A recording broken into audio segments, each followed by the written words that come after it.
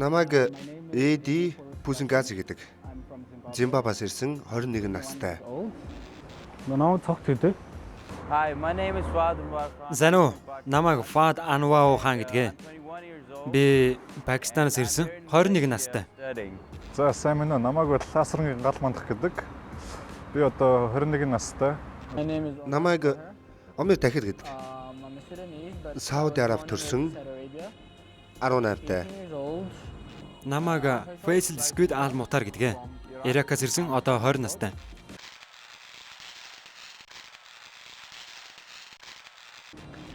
Миний сонирхол хийвэл сурах, усан сэлэх, мөн найзуудтайгаа шөнийн цэнгэний газар орох. Өөрийнхөө талаар ярил чин үннийг хэлвэл би ямар хоббитойгоо мэдэхгүй байна л да. Хобби хөөж гэж боддгүй юм. Би аливаа зүйлийг ажиглах дуртай. Өөрийнхөө талаар мэдэх зүйл энд байх шүү дээ. Би ер нь бол хоол идэж, кино үзэж, аливаа зүйлийг ажиглах тунд дуртай. За би бол өөрөө бол таймаг хүн. Миний хобби энэ гэвэл сэлэх, бассейн сэлэх. Тэгээд ширээний теннис тоглох. Бас хүмүүсийн хэдэгтэй ажиллах тиймэрхүү л ингийн би бол hobbies. Би усан сэлэх дуртай. My hobbies. Би гэрэл зураг авч ном унших дуртай. Их хүсэл тэмүүлэлтэй хүн л дээ. Амьдрал тайртай. Одоо монголчууд ч одоо ер нь их ууртай гэдэг шүү дээ. Монголчууд дундаа бол ууртай нь төргөн зантай нь бол гайгүй. Ер нь гадаад орны хүмүүстэй харьцуулбал ууртай талтай л.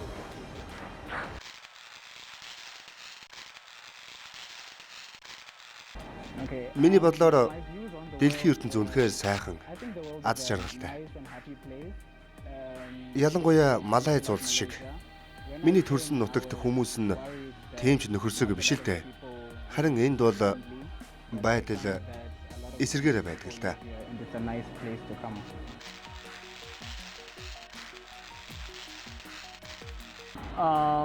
Бидний туулах ёстой зүйл юм болов уу гэж боддог. Ер нь хүн болгоны хувьд амьдрал өөр өөрөөр ойлгогддог. Бас үхлийн дараах амьдрал гэж байна. Хүн амьдралдаа чадах бүхнээ л хийх хэрэгтэй гэж бодож байна.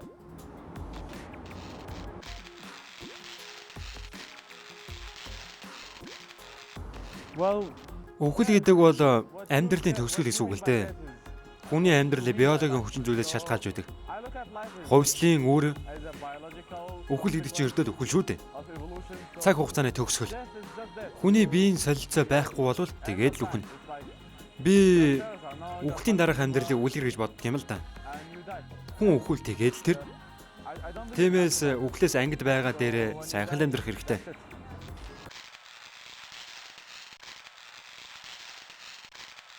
за би бол ер нь энгийн хүнтэй. Миний амьдралын үзэл гэвэл за би бол энгийн дүрмийг л тагдаг. Зэрэг өөрийнхөө ажил левел хам тосно гэдэг чинь манай Монголын хэлтгэр бол.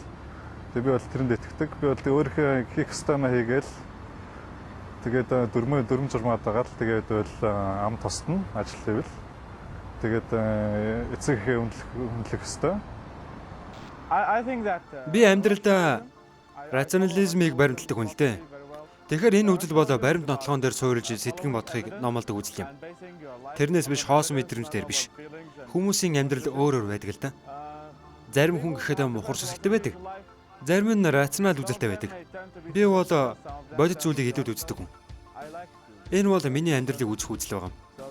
Би хүний мэдрэмж, сэтгэл хөдлөлийг үгүйсгдэг. Үннийг л илүү тэрхэмлдэг дээ. Зөвхөн үнэн.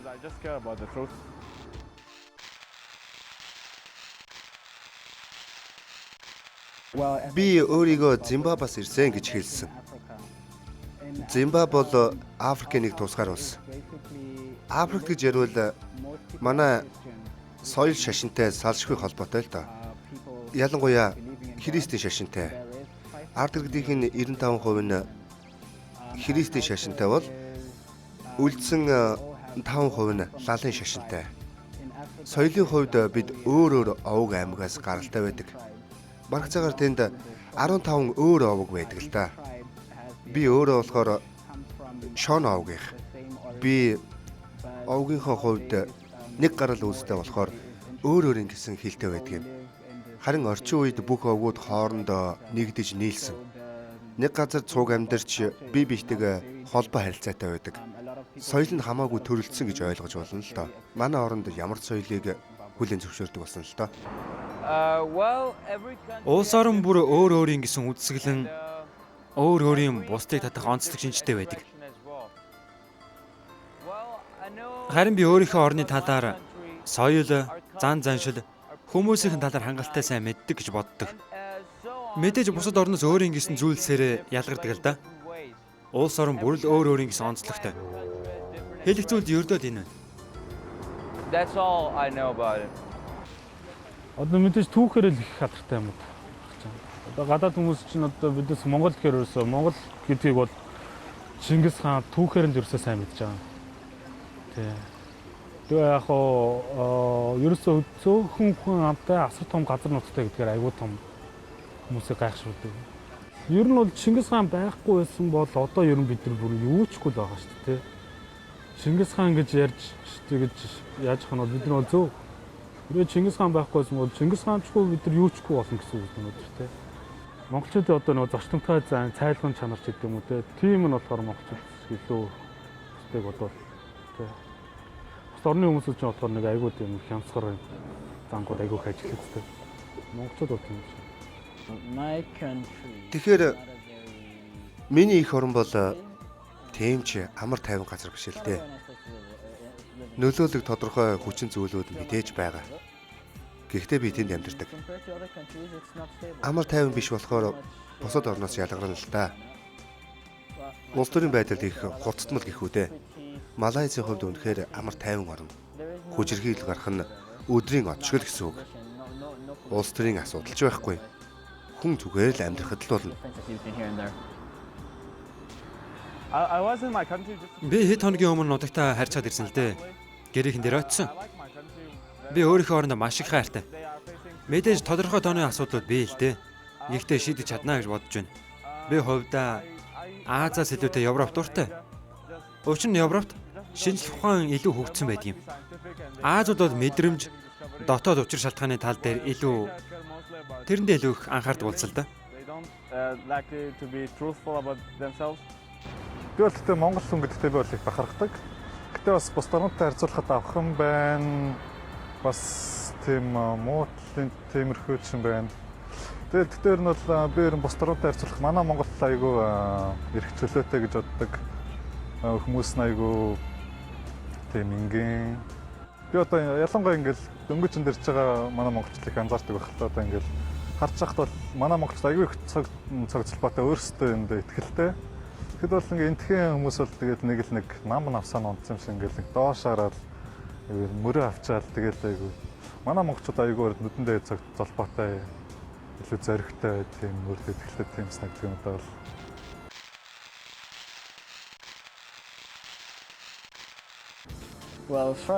Бусад орнууд үнэхээр сайхан хөгжиж байгаа. Канада бол бараг хөгжлийн өндөрлөгт хүрчихсэн гэж хэлж болно. Харин Оросын хувьд би Оросыг тийм сайн мэдгүй л дээ. Европын орнуудын хувьд тэнд яриад байх зүйл бараг байхгүй дээ. Бүгд л өндөр хөгжчихсөн. Ард иргэд нь аз жаргалтай. Тэд ойрхон орнуудын талаар мэдээлэлтэй болох хэрэгтэй байхад та. Малайзд бол би дуртай. Маш гоё орн л доо. Өндөр хөгжилтэй. Хятад бас өндөр хөгжиж байгаа орн. Би Азийн орнуудаас Японд бас дуртай юм байна. Үндэсний шашин нь бурхны шашин. Гэхдээ миний хамгийн дуртай орнууд бол Их Британи болон Америк нэгдсэн улс. England, the United States. Одоо энэ бол 21-р зууныг бол хятадын 90 зуун гэдэг те. Одоо юм болох нь л одоо бидний авч байгаа хэрэгжилж байгаа хувцас, хүмүүс зүүж байгаа хувцасудаа хэрэгжилж байгаа электроник хэрэглэл тэр бүх юм барыг ихэн тэгэл хятад үйлдвэрлэгдэж байна. Тэгээ Америк хэдийн хүчрэг босч гисэн тэгэл хятад агүй их өртөө хэдэн тэрбум долларын өртөө. Тэгээд надад бол хятадын бодлогот нь одоо явуулж байгаа энэ эдийн засгийн үйл ажиллагаа тэр нь бол таалагддаг. Тэрүүгээр хятад бол их балхууштай гэж боддог. Би тийм ч олон оронд очиж үзээгүй л дээ. Тиймээс ямар гэдгийг нь үнэхээр мэдэхгүй байна. Манай оронд өөр улс орн гэсэн ойлголт бараг үгүй гэж хэлж болно. Африкийн улс орн гэсэн нэг ойлголт тийм ойлголтоор байдаг гэхүү дээ. Манай оронд дарийн үнээр тасардаггүй юм. Гэхдээ бид юу гэмээр чинь битээ? Бид бусад оронтой дайтдаггүй. Зөвхөн дотроо л тэмцдэг. Хаалттай тогтолцоо тийм үгээр хэлж болох юм л да. Тийм ээ тийм.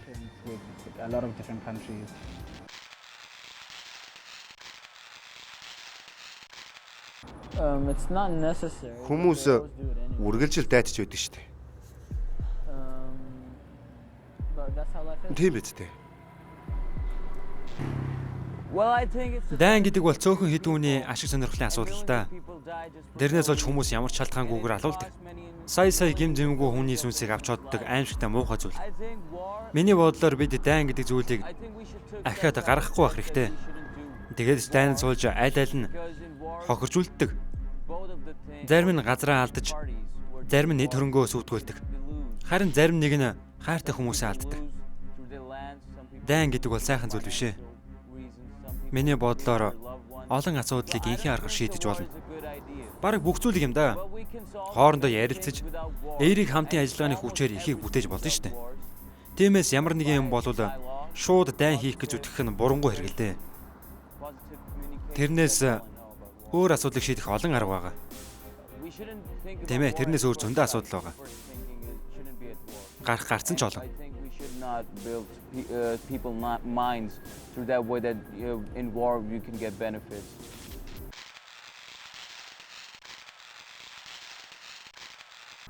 Би үнэндээ өрн дорн гэсэн хэллэгийг ашиглах дургүй л дээ. Дорн гэж ярил ойрох дорнодын орнууд жишээлбэл Япон, Хятадыг авч ярина. Бас өрний гүн ухаан гэж ярьдаг. Миний бодлоор бүхэл хүн үннийг ирж чадах шүү дээ. Аз байна уу? Европ хүн байна уу? Эсвэл Америкийн нэгэн иргэн байна уу? Тэрийг ялгалгүйгээр л үнэн гэдэг цорын ганц л байдаг. Хоёулаа л үннийг хайдаг болохоос өрн дорн гэж бие биесээ тусгаарлагдахыг хүсдэггүй байх л да. Ер нь бол Төв Азиуд бол ер нь бол харьцангуй тийм гадагшаа нээлттэй хүмүүс байна. Одоо Казахстан, Монгол гэхэд бол жишээд одоо Солонгос ч гэдэг юм уу те. За одоо яг энэ хятадууд одоо Индонез, Малайзууд өөрсдөө ерөөсөө гадагшаага ерөөсөө юм. За нэг ялангуяа одоо Иран, Турк гэх зэрэг Европ руу ойртоод их тусан бүгдээр ингээд юм айгуу тийм нээлттэй болж ирсэн юм байна те. Тэр яг нь яг Зүүн Аз гэдэг утгаараа бол хүмүүсүүд нэлээд тийм татгчаага хүмүүс байдаг. Европ тал руугаа ойртоод ирэхээр хүмүүс нэлээд нээлттэй болж ирсэн юм байна. Энд бол ер нь тийм ажил.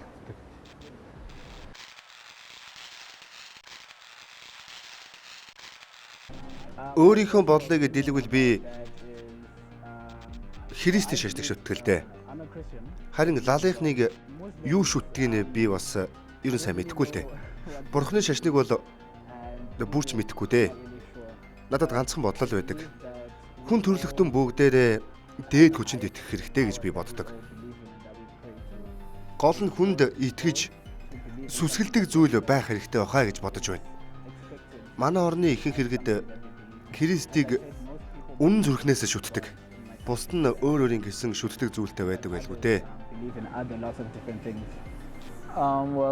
Хүн болгон л өөрийн хүссэн шашнаа шүтэж болно. Гэхдээ эв найртай хамтран амьдарч болно. Димэ, би хүмүүлэг үзэлтэй хүн. Баримт нотлохыг чухалчлан үзэж шашныг бол ер нь үгүйсэх хандлагатай л да. Үхлийн дараах амьдрал гэдэг ямар ч нотлохоогүй зүйл шүү дээ. Хүмүүнлэг үзэлтэй хүний хувьд би хүн гэдэг чанарыг эрхэмлдэг.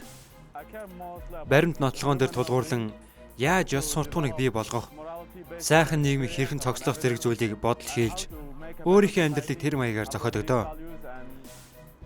Өөрөөр хэлэх юм бол би шашингүй үзэлтэй. Хүмүүнлэг үзэл гэдэг бол шашин биш юм л да. Дэмэ, шашин биш. Бурхан байдаг гэсэн ямар ч нотлохоо баримт байхгүй шүү дээ. Би л хойдоо байдаг гэж боддгоо юм. Энэ асуулт надад таалагдж байна л да. Үгүй яг уу бурхан байдгаа гэж бодвол тэр нөхөр юм болгоны гадна хөндлөнгөөс огт оролцдоггүй зүгээр л хараад л байж байдаг баг.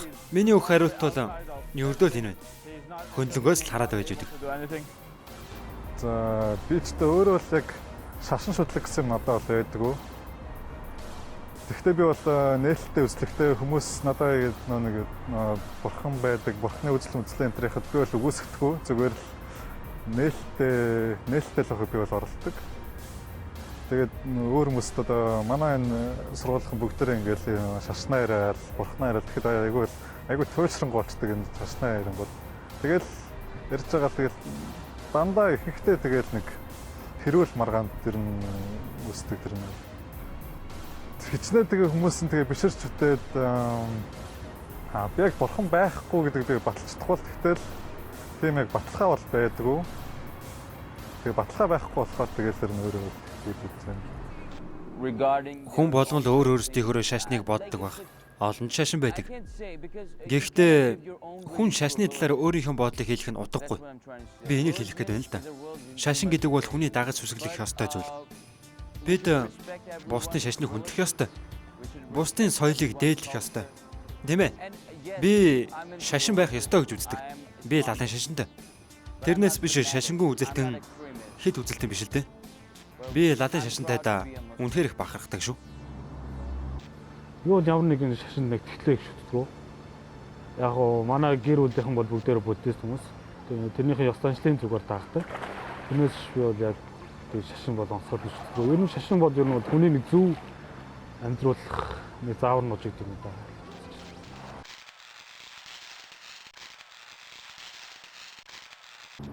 Freedom. Эрхчлөө гэдэг бол хүссэн бүхнээ хуулийн хүрээнд хийхийг хэлнэ гэж би бодож байна. Энэ зүйл бол хязгаарлалшгүй үн цэнтэй ололт гэж би хувьдаа тунгаадаг л да. Би Африкийн орн болох Зимбабвеас ирсэн. Манай орны хувьд боолчлол, улс төрийн дарангуйлал, хил сэргээр шоронд хорих гэх мэт олон асуудал байсан юм л да. Тиймээс эрх чөлөөний төлөө тэмцдэг байсан. Манай улс эрх чөлөөгөө олж авахаас өмнө Британий колони орн байсан юм. Тиймээс манай ард түмэн энэ эрх чөлөө гэдэг эрхэм зүйлийн төлөө их ч удаан тэмцсэн л дээ. Тэмцлийнхэн үр дүнг бид олсноор барахгүй одоо тусгаар тогтносон бүрэн улс болсон байна. Ахмад буурлууд маань үр хоочтой өмнө нь манай орнд дайн болж байсан юм аа. Та нар эрх чөлөөтэй орнд төрсөндөө бахархаж энийг хайрлах хэрэгтэй гэж сургадаг. Одоо жил бүрийн 6 сарын 25-нд бид тусгаар тогтнолынхон баярыг тэмдэглэдэг. Тиймээс эрх чөлөө гэдэг үнэхээр чухал ойлголтоо гэж би боддог. Бусад эрх чөлөөгүй орнууд ч гэсэн бүгд эрх чөлөөгөө олоосай л гэж би хүсдэгтэй. Freedom and happiness. Ер нь тэгээд эрхчлөө бол ер нь бол хаач гэсэн ер нь бол төгс биш байх нь тодорхой. Эрхчлөө бол ямар нэгэн байдлаар хуулиар хязгаарлаж үздэг. Одоо хүний эрх хүний нөгөө хүнийхээ эрхээр хязгаарлаж үздэг гэдэг. Тэр бол бас эрхчлөөний асуудал.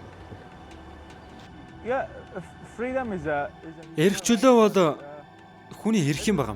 Гэхдээ хязгаартай л да. Хүн болгон тэр бүх эрх чөлөө байдаг. Эрх чөлөөгөө эдэлж байна гэд бусдын эрхэнд халдах нь бүдүүл хэрэг. Жишээ нь хүн өрөөндөө ороод гал гараагүй байхад гал гарлаа гэж чанга орилээ. Ингэснээр хажуу хаяаныхаа хүмүүсийг айлгадаг. Энэ бол эрх чөлөө биш юм л да. Харин үг хэлэх эрх чөлөө, бодож сэтгэх эрх чөлөө, шинжлэх ухааны нээлт хийх эрх чөлөө.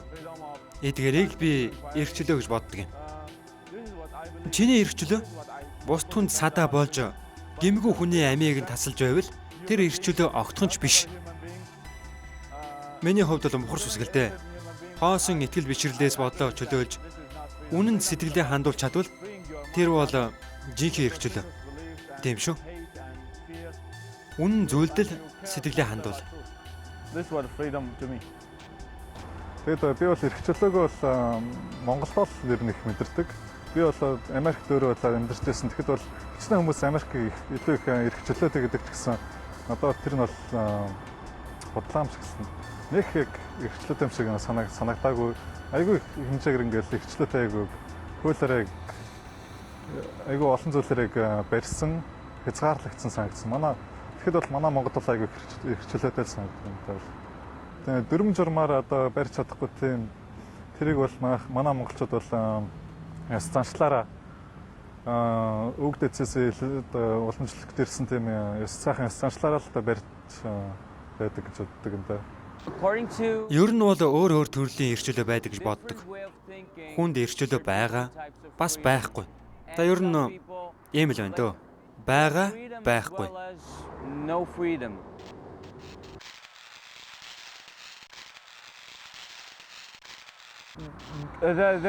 Би та бүхэнд эхлээд сайн талаар ойлголтоо яриа л да. Хүний бүх үйлдэл хөдлөл чиний эргэн тойронд цаашлаад дэлхийн хүмүүст ашигтай хэрэгтэй байх юм бол энэ бол сайн зүйл. Харин энэ зүйл байхгүй бол мэдээж хэрэг муу болно. Жишээлбэл хүн болгон сайхан амьдрахын тулд цэвэрлэгээ хийдэг. Тэгэхээр цэвэрлэнэ гэдэг сайн зүйл. Харин хүн алаад л байвал дэлхийн улам муухай болно гэсэн. Энэ бол ердөө муу зүйл шүү дээ. Миний ойлголтоор сайн муу гэдэг ердөө л энэ. Сайн муу. Сайн зүйлээс яриагаа эхэлье гэж бодож байна. Хүн гэдэг амьтан зуурдын чанартай.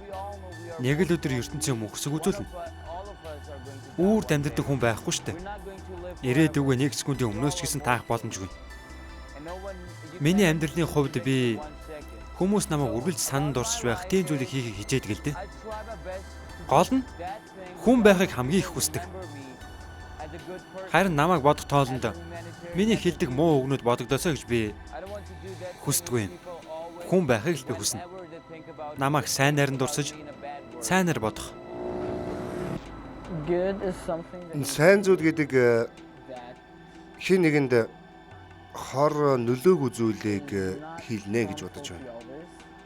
Ухаан саруул байгаа үедээ хийдэг зүйл юм уу да. Бусад хүмүүс өөрт чинь хийгээсэй гэж боддог зүйлс нь тийм ээ муу энэний эсрэг. Муу үсийг харж сонсоод бидэнд таагүй санагдаж сэтгэлд үгшдэг шүү дээ. Дэлхий дээр олон муу зүйл тохиолддог. Жишээ нь сая таны хэлсэн дэлхийн дайнууд. Энэ бол нэг орны хувьд төдийгүй бүх дэлхийн хувьд муу зүйл юм. Уршгаар нь олон хүн алтан амиа зольдог. Сүүлийн жишээ гэвэл 9 дугаар сарын 11-ний хорлон сүйтгэх халдлага байна шүү дээ. Энийг хүмүүс нэг нэгэндээ л хийдэг. Муу зүйлс гарах болсон шалтгаан нь хүн өөрөө л юм шүү дээ. Харин энэний эсрэгээр бид сайн үсэг ч гэсэн хийж чаддаг. Хүнийг аз жаргалтай болгож баяр бахлыг нь төрүүлж байх тийм зүйл хийж болно. Муу зүйлс багахан тохиолдосоо сайн ихэнх нь болоосоо. Тэгвэл дэлхийн маань илүү сайхан болно шүү дээ. Би тэгж л бодож байна.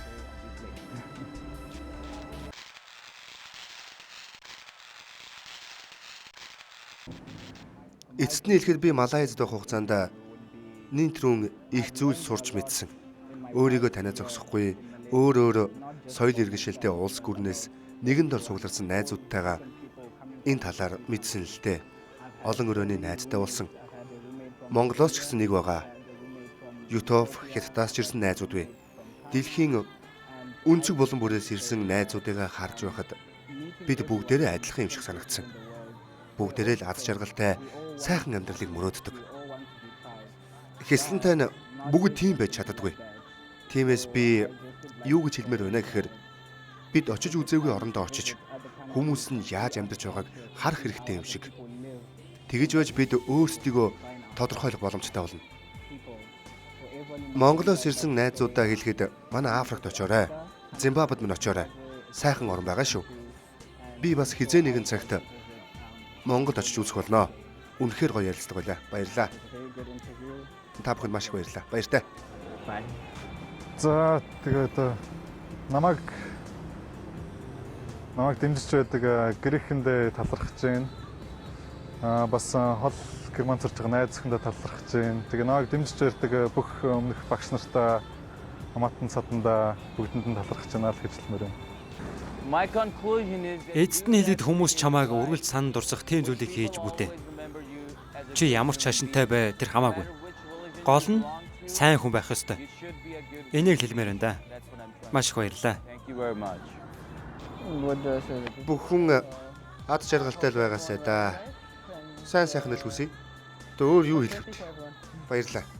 Баяртай. Good. Тэгээд яг хамгийн сүүлд нь бол одоо манай улсад удахгүй бол хөгжин. Тэрэнд бол би бол бат итгэлтэй байдаг. Тэгээ бүх монголчууд дааж жаргал хүсье.